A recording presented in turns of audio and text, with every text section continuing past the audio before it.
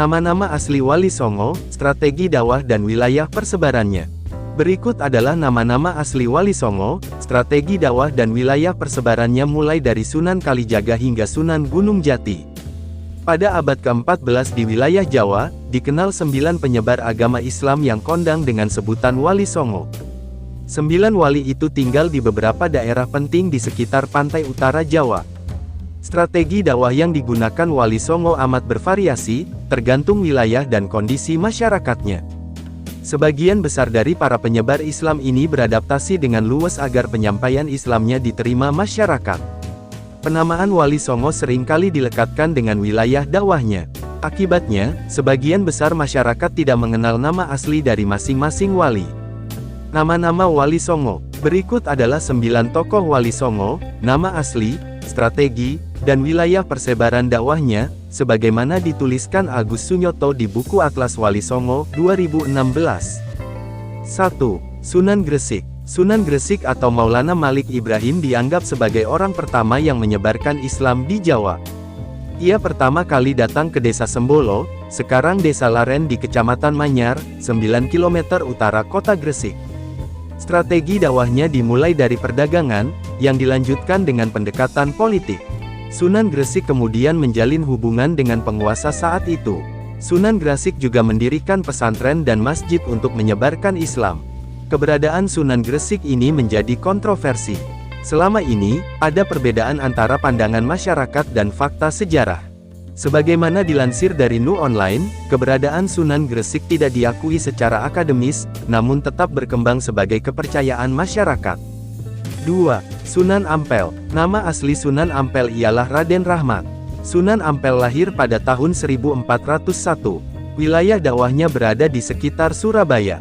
Ia juga memiliki pesantren Ampel Denta yang terletak di daerah Denta, Surabaya. Strategi dakwahnya yang terkenal adalah dengan mendidik para dai atau juru dakwah. Kemudian, ia menikahkan banyak juru dakwah dengan putra-putri penguasa bawahan Majapahit. 3. Sunan Kudus. Sunan Kudus bernama asli Jafar Shadiq, ia lahir pada tahun 1400. Wilayah dakwahnya adalah di Kudus, Jawa Tengah. Sunan Kudus terkenal tegas dalam menegakkan ajaran syariat Islam. Di masanya, ia dikenal sebagai eksekutor Ki Ageng Pengging dan Syekh Siti Jenar. Strategi dakwah yang digunakan Sunan Kudus untuk menyebarkan Islam adalah dengan mendekati masyarakat melalui kebutuhan mereka. Ia mengajarkan alat-alat pertukangan, kerajinan emas, membuat keris pusaka, dan lain sebagainya. 4. Sunan Giri. Sunan Giri bernama asli Muhammad Ainul Yakin, ia lahir pada tahun 1442. Orang tuanya adalah Syekh Maulana Ishak bersama Dewi Sekardadu, putri Menak Sembuyu yang merupakan seorang penguasa wilayah Balambangan di ujung kerajaan Majapahit. Sunan Giri adalah salah seorang ulama Wali Songo, majelis penyebar dakwah Islam pertama di Jawa dalam sejarah Indonesia atau Nusantara, pada abad ke-14 Masehi seiring munculnya Kesultanan Demak dan menjelang runtuhnya kerajaan Majapahit. Sunan Giri dikenal sebagai raja sekaligus guru suci. Ia berperan penting dalam pengembangan dakwah di Nusantara. Strategi dakwahnya yang terkenal adalah dengan memanfaatkan kekuasaan, perniagaan, dan pendidikan. Dengan cara dakwah tersebut, pengaruh Sunan Giri mencapai wilayah Banjar, Martapura, Pasir, Kutai, hingga Nusa Tenggara dan Maluku. 5. Sunan Gunung Jati. Sunan Gunung Jati mempunyai sebuah nama asli Syarif Hidayatullah.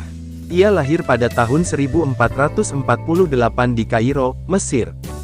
Di Mesir, ia adalah putra Sultan Hud dan pernah menjadi pangeran untuk penerus Raja Mesir, menggantikan ayahnya, tetapi ia menolak dan memutuskan untuk menyebarkan ajaran Islam dengan ibunya di wilayah Jawa. Strategi dakwah yang dilakukan Sunan Gunung Jati adalah dengan menguatkan kedudukan politik. Ia menjalin hubungan dengan tokoh-tokoh berpengaruh di Cirebon, Banten, dan Demak untuk memuluskan dakwahnya. 6. Sunan Kalijaga. Sunan Kalijaga atau Raden Said lahir pada tahun 1450 di Tuban. Ayahnya adalah Tumenggung Wilatikta Bupati Tuban. Sunan Kalijaga adalah salah satu ulama Wali Songo yang dikenal paling luas pengaruh dan cakupan dakwahnya di tanah Jawa. Sejarah hidup Sunan Kalijaga tidak semulus yang dibayangkan. Sebelum menjadi pendakwah, ia adalah Brahmacora alias penjahat. Riwayat kehidupan Sunan Kalijaga melintas batas era kerajaan di Jawa yang silih berganti. Ia menyaksikan perubahan sejak masa akhir kerajaan Majapahit, lalu Kesultanan Demak, Kesultanan Pajang, hingga awal Kesultanan Mataram Islam. Strategi dakwah Sunan Kalijaga amat terkenal melalui seni dan budaya. Ia piawai mendalang, menciptakan bentuk-bentuk wayang, dan lakon-lakon carangan. Dakwah Raden Said dimulai di Cirebon, di desa Kalijaga, untuk mengislamkan penduduk Indramayu dan Pamanukan. Karena basis dakwahnya di desa Kalijaga, Raden Said kemudian dikenal dengan julukan Sunan Kalijaga. Sebagaimana Wali Songo yang lain, Sunan Kalijaga berdakwah dengan pendekatan seni dan budaya. Ia amat mahir mendalang dan menggelar pertunjukan wayang. Sebagai dalang, ia dikenal dengan julukan Ki Dalang Sidabrangti, Ki Dalang Bengkok, Ki Dalang Kumendung, atau Ki Unehan. Berbeda dengan pertunjukan wayang lainnya, Sunan Kalijaga tidak mematok tarif bagi yang ingin menyaksikan pertunjukan beliau, melainkan cukup dengan menyebut kalimosodo atau 2 kalimat syahadat sebagai tiket masuknya. Dengan begitu, orang-orang yang menyaksikan pertunjukan wayang Sunan Kalijaga sudah masuk Islam. Berkat kelihayan Sunan Kalijaga berbaur, lambat laun masyarakat setempat mengenal Islam pelan-pelan dan mulai menjalankan syariat Islam. 7. Sunan Muria. Sebagai putra Sunan Kalijaga, Sunan Muria yang bernama asli Raden Umar Said atau Raden Said mewarisi darah seni ayahnya. Ia lahir pada tahun 1450 dan dianggap sebagai sunan termuda di antara para wali Songo lainnya. Dalam menyebarkan Islam, Sunan Muria melestarikan seni gamelan dan boneka sebagai sarana dakwah. Dia menciptakan beberapa lagu dan tembang untuk mempraktikkan ajaran Islam. 8. Sunan Bonang. Sunan Bonang lahir pada tahun 1465 serta nama asli Raden Maulana Makdum Ibrahim. Ia adalah putra Sunan Ampel dengan Nyai Ageng Manila. Julukan Sunan Bonang berasal dari salah nama desa di Kabupaten Rembang, yaitu Desa Bonang. Sunan Bonang dikenal amat pandai dengan ilmu fikih, usuluddin, tasawuf, seni, sastra, arsitektur, dan lain sebagainya. Wilayah dakwahnya adalah daerah Kediri. Di sana, ia mengajarkan Islam melalui wayang, tembang, dan sastra sufistik. Karya sastra terkenal yang digubah Sunan Bonang adalah Suluk Wujil. 9. Sunan Derajat. Sunan Derajat memiliki nama asli Raden Kasim atau Syarifuddin. Ia lahir pada tahun 1470 dan merupakan putra bungsu Sunan Ampel dengan Nyai Ageng Manila. Wilayah dakwahnya berada di Paciran, Lamongan. Strategi dakwahnya terkenal dengan pendidikan akhlak kepada masyarakat.